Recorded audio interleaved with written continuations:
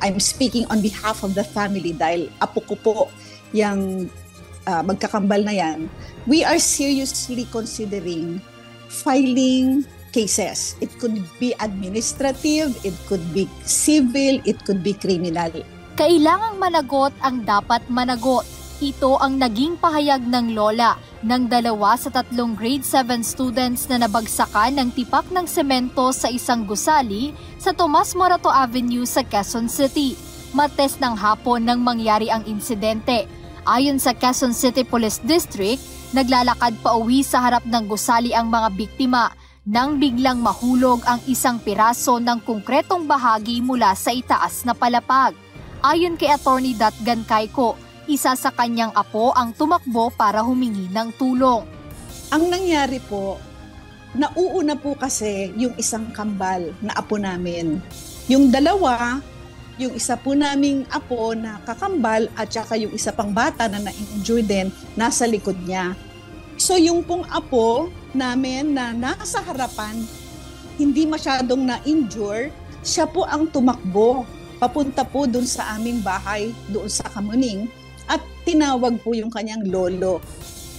Kaya't binigyang diin niya kung gaano kalaking perwisyo ang naidulot nito sa pamilya ng mga bata, lalo na at ang dalawa ay nasa intensive care unit o ICU pa rin ng ospital, habang ang isa naman ay nagtamo ng trauma dahil sa nangyaring insidente. Seriously traumatized dahil nakita po niya yung kanyang kakambal na bleeding.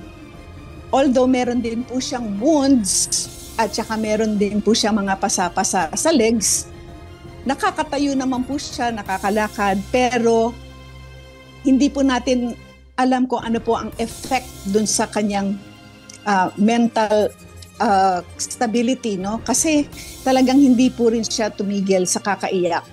Dagdag pa ni Attorney Gan Cayco, nadiskubre nila na mayroon ng mga naunang complaint kaugnay ng nahuhulog na debris mula sa building. Ngunit tila hindi ito binigyang pansin ng pamunuan ng kondominium.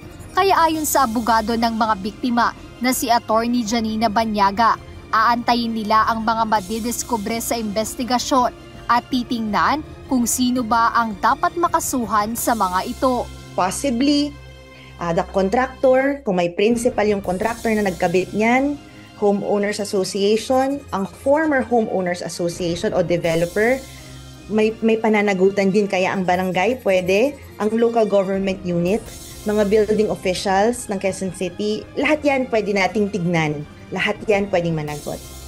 Tiniyak naman ng Quezon City na handa nilang ibigay ang anumang kinakailangang tulong sa mga pamilya ng mga biktima. We are fully committed to providing every assistance that we can to the families, including all our reports, all our findings. We're all willing to testify on their behalf regarding this matter. Batay sa record ng Quezon City, 1995 pa nabigyan ng building permit ang naturang gusali. Kaya kung iisipin, ay talagang may kalumaan o katandaan na ang nasabing infrastruktura. Ayon kay Attorney Carlo Austria, legal officer ng lungsod, isa sa tinitingnan nilang dahilan ng insidente ay ang deterioration ng gusali sa paglipas ng panahon.